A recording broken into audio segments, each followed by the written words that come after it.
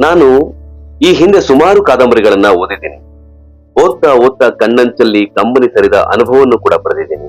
ಆದ್ರೆ ಕಣ್ಣಂಚನ್ನ ದಾಟಿ ಕೆನ್ನೆಗಳು ತೇವವಾಗುವಷ್ಟು ಕಂಬನಿ ಸುರಿಸಿ ನನ್ನನ್ನು ಮೌನಿಯನ್ನಾಗಿಸಿದ ಒಂದು ರೀತಿಯ ಅದ್ಭುತ ಅನುಭವ ಪಡೆದಿದ್ದು ಈ ಹೇಳಿ ಹೋಗೋ ಕಾರಣ ಓದಿದ ನಂತರ.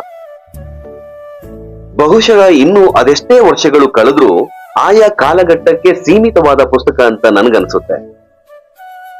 ಪ್ರೀತಿ, ವಿರಹ, ಮೋಸ, ನಂಬಿಕೆ ಮತ್ತು ತ್ಯಾಗದ ಸುತ್ತ ಹೆಣೆದಿರುವ ಈ ಕಾದಂಬರಿ ಪ್ರತಿಯೊಬ್ಬ ಓದುಗರ ಸುತ್ತಮುತ್ತ ಅಥವಾ ಅವರ ಜೀವನದಲ್ಲೇ ನಡೆದ ಕಥೆ ಎಂಬಂತೆ ಭಾಸವಾಗುತ್ತದೆ.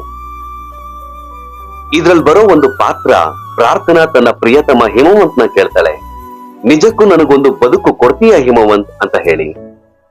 ಅದಕ್ಕೆ ಹಿಮವಂತ್ ಹೇಳ್ತಾನೆ, ಗೊತ್ತಿಲ್ಲ, ಆದ್ರೆ ಬದುಕು ನನಗೆ ಕೊಟ್ಟಿದ್ದನ್ನೆಲ್ಲ ನಿರ್ವಂಚನೆಯಿಂದ ನಿನಗೆ ಕೊಟ್ಟು ಬಿಡಬಲ್ಲೆ.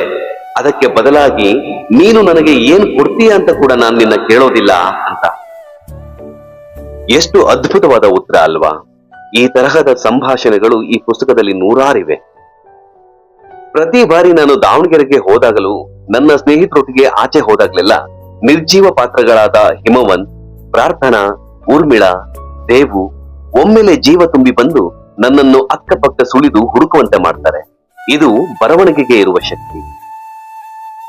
ಕುಡಿತ ಮತ್ತು ಸಿಗರೇಟ್ ತರಿಸುವ ಮುತ್ತಿಗಿಂತ ಈ ಪುಸ್ತಕದ ಮುತ್ತು ಎಲ್ಲಾ ಮುತ್ತಿಗಿಂತ ವಿಭಿನ್ನವಾಗಿದೆ. ಹೇಳಬೇಕಾದ ಮಾತುಗಳು ಅನೇಕವಿವೆ, ಆದ್ರೆ ಹೇಳಲಾಗದೆ ಉಳಿದಿದ್ದೇ ಹೆಚ್ಚು.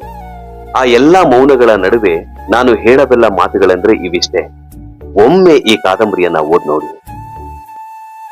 ಹೇಳಿ ಹೋಗು ಕಾರಣ. ನಮಸ್ಕಾರ.